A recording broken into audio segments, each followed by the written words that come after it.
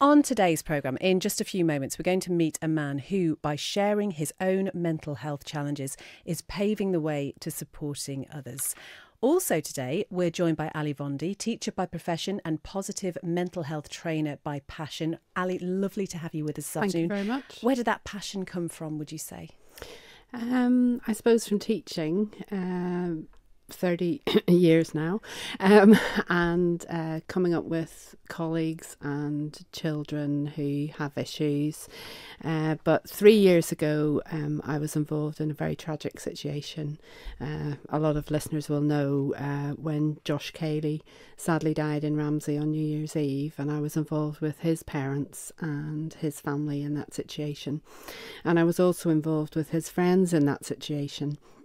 And as I stood outside the room to go in and tell his group of friends that Josh had sadly died, I feared that I didn't know the right thing to say, and that put me on this current course of, okay, I want some training. I want to know that I'm saying the right thing, that I'm doing the right thing, that I'm reacting in the right way. So that was my current push to do what I'm doing now. And that led to the establishment of Manx Minds. Tell us what that is. That's right. I have set up Manx Minds to promote positive mental health. Everybody has mental health, but I feel that we need to be looking much more at prevention as opposed to reacting to difficult situations when they happen.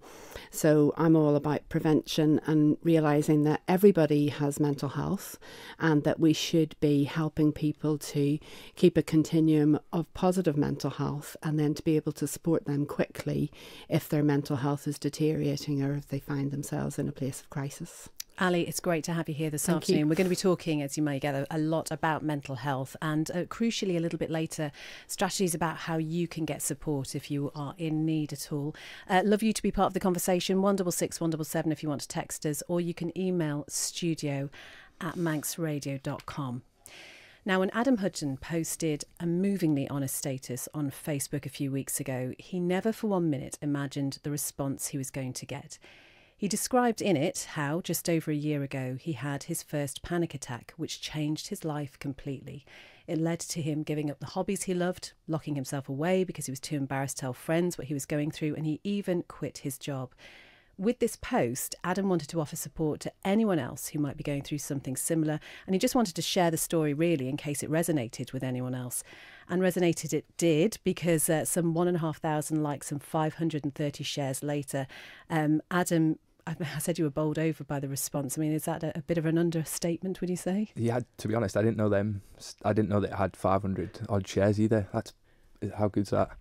Yeah, it's been overwhelming at the minute. I'm still getting a lot of people reaching out, I'd say. I didn't expect anything like that. I just wanted to put it out to make myself sort of feel better a little, if that makes sense. Yeah, I can't believe how far it's gone.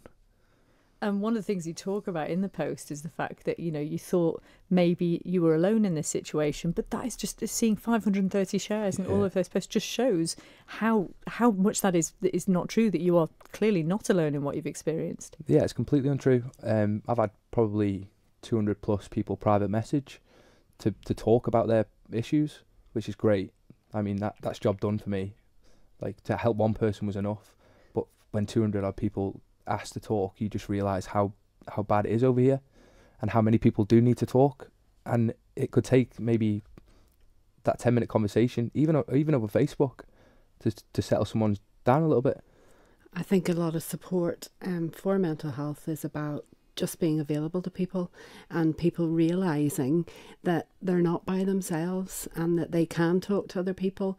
And Mental Health First Aid, I know, do a thing called Talk 10 or Take 10 at work, where you just talk, you know, and you ask someone, are you okay? And then maybe go back to them again and say, are you really okay? And actually, just those few minutes talking and sharing your problem with someone can make all the difference and stop a much bigger crisis from happening later. So it is about just I completely agree. Nobody can underestimate the power of just human contact and talking to people, or even just messaging someone on Facebook. It's absolutely invaluable.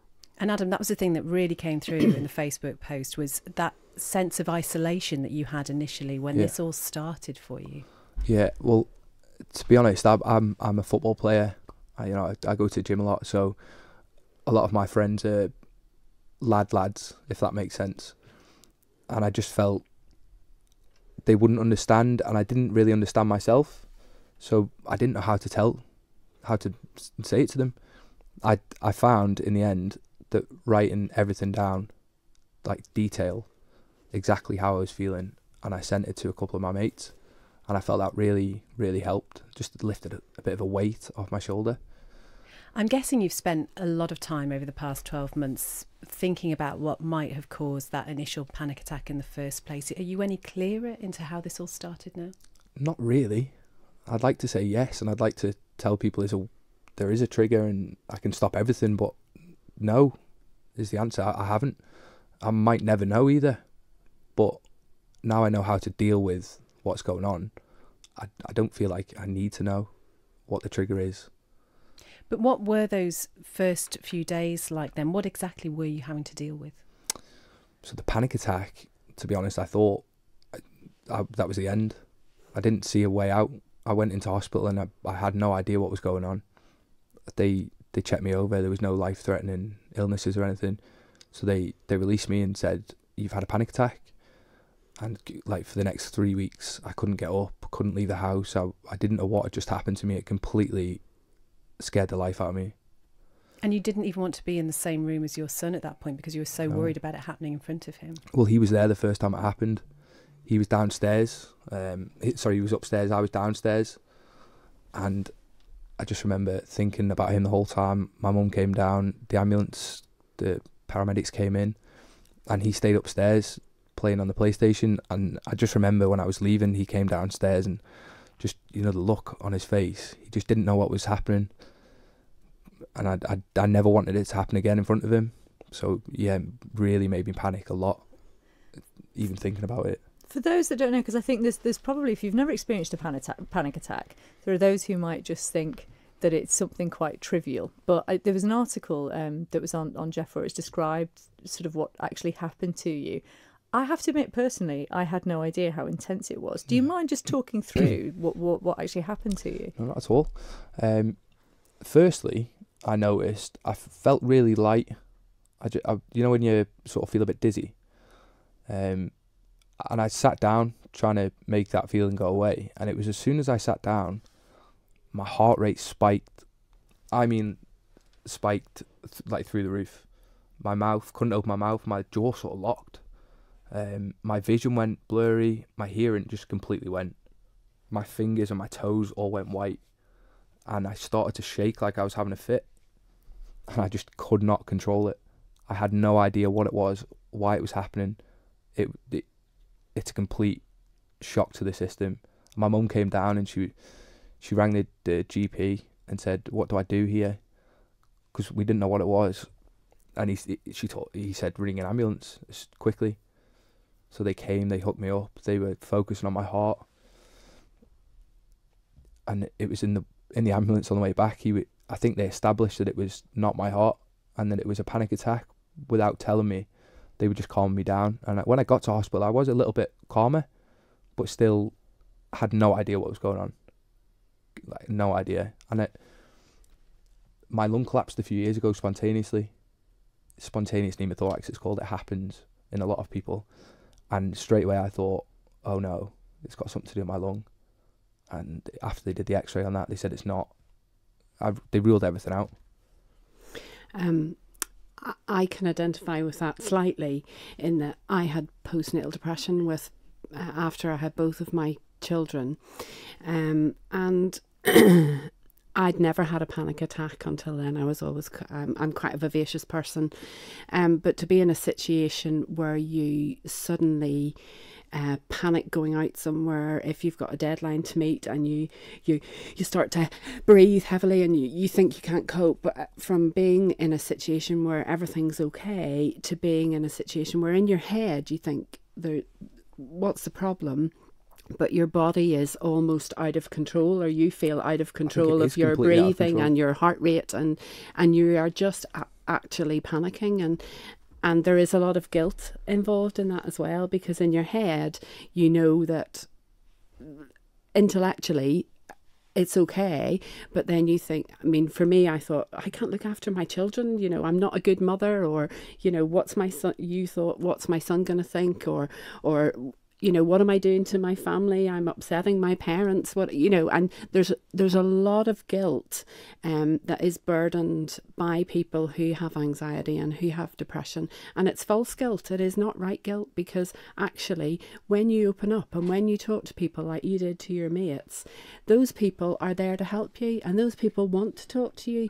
Those people want to share with you, and it's about building a network of people around, and it's about knowing where to go to get the right help when you need it, and to be able to feed yourself with positive messages that actually it's not your fault, actually it's something that's going on with you. I know when I went to my GP with postnatal depression after I was sharing with Adam earlier, people who have had a child will know that the health visitor comes and she talks to you after you've had a baby, and you do a bit of a risk assessment and a tick sheet. After I had my first child, I lied on that.